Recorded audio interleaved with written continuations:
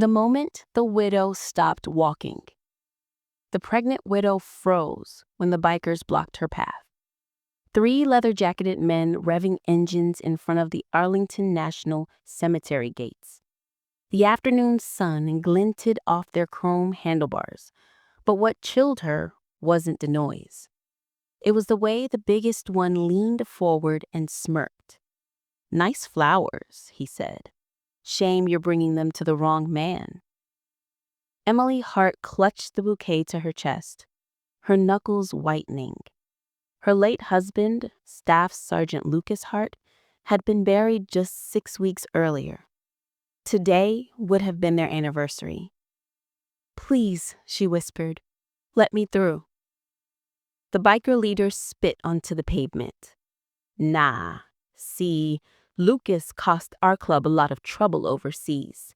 Your man didn't die a hero. You're wasting your tears." The other two laughed cruelly. A few visitors stopped, uneasy. A cemetery bus halted.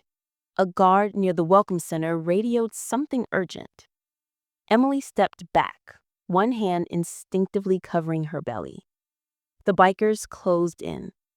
The tallest one cracked his knuckles. "Maybe if you acts nice."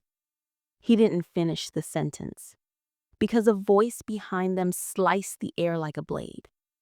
"Step away from the widow." Three leathered faces turned. A tomb guard stood at the edge of the walkway, dress blues sharp, ceremonial rifle in hand, eyes cold as the marble behind him. It wasn't any guard. It was Sergeant Evan Cross, the man called the Sentinel, known for a bearing so pure that even visiting generals lowered their voices around him. And now that bearing was directed at three men who suddenly realized they had made the grave mistake of threatening a widow on sacred ground. The biggest biker revved his engine once, trying to intimidate the guard. Sergeant Cross didn't flinch. He didn't blink. He didn't move. He simply repeated, voice low and chilling, "You are interfering with the honored dead. Disperse immediately." One biker snorted. "What, you're gonna hit us with that toy rifle?" Cross slowly stepped forward, boots striking the ground with measured precision. "To you," he said calmly, "it is a toy. To me, it is a symbol. To her husband, it is a promise."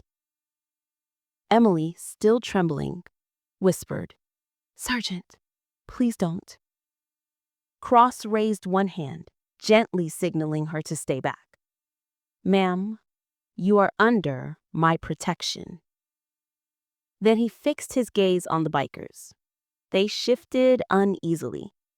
"How about," the leader growled, "you mind your own business?" "This," Cross answered, "is my business." The bikers exchanged glances. This wasn't going how they expected. One pulled out a chain, another reached for something in his jacket. A hush fell over the onlookers. Cross didn't raise his rifle. He stepped between Emily and the bikers, planting himself like a wall of granite. "Last warning," he said. Tension crackled in the air. The leader sneered. "Yeah, and if we don't back off?" Cross's voice dropped to a whisper. "You won't like what happens next." That's when the rumble began, but this time not from motorcycles. From boots. Multiple. Heavy. Rhythmic. A second tomb guard appeared to Cross's left, a third on his right, a fourth behind Emily. Silent, expressionless, unmovable. The bikers looked around and swallowed hard. They were surrounded. The leader tried to play it tough, but the tremor in his voice betrayed him. "This is harassment. We're just visiting." "No," Cross said. "You are obstructing a grieving widow." The second guard added, "You are disturbing the peace of the cemetery."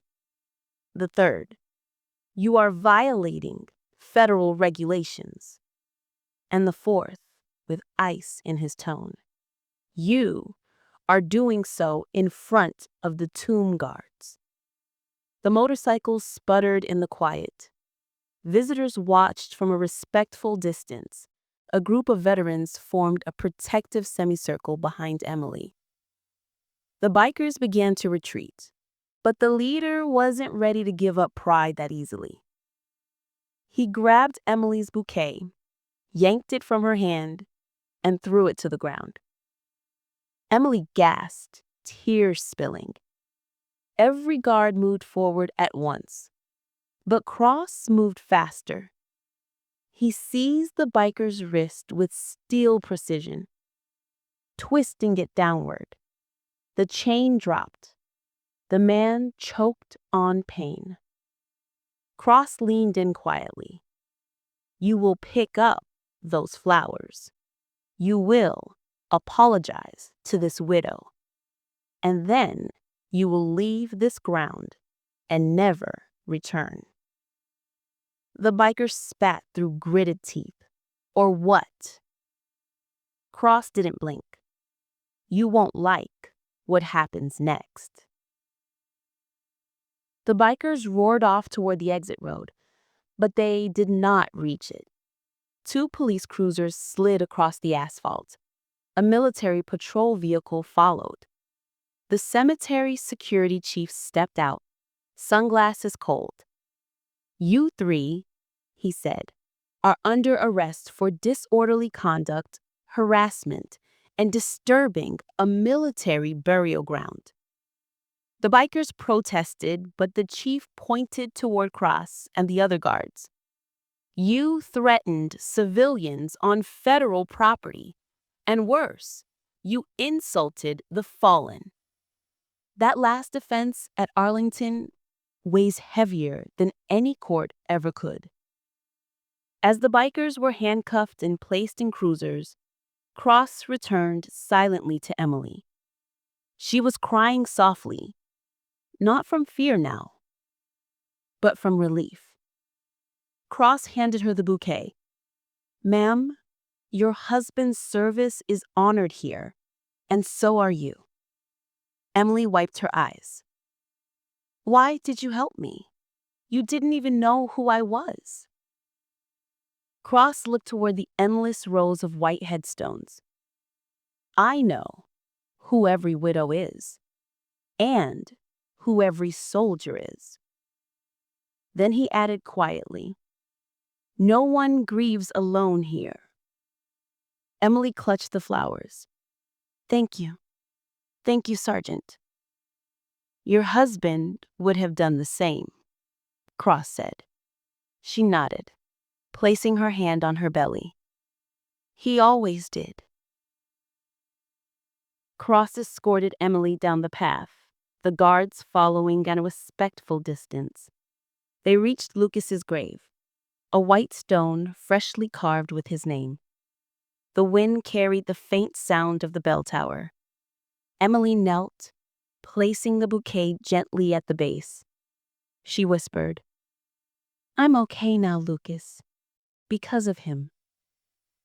Cross stepped back, giving her space. He stood at attention, eyes forward, honoring the moment with absolute stillness. After a few minutes, Emily rose. "Sergeant, will it always be like this? Will people always try to tear down what he stood for?" Cross didn't lie. "Some will. But," he added, voice steady and strong, "there will always be those who stand guard. Those who protect the memory of the fallen, and those who defend the families they leave behind." Emily exhaled, her shoulders relaxing for the first time all day. "Thank you," she whispered. Cross saluted her, a rare honor for a civilian. Then he turned and resumed his patrol, boots echoing across the sacred ground. Visitors watched him in silent respect. Emily watched him with something deeper: gratitude, security, and the comfort of knowing her husband's legacy was guarded by warriors who understood sacrifice. As she walked away, she murmured, "He would have been proud of you, Sergeant Cross." And in the distance, the tomb guard continued his eternal march.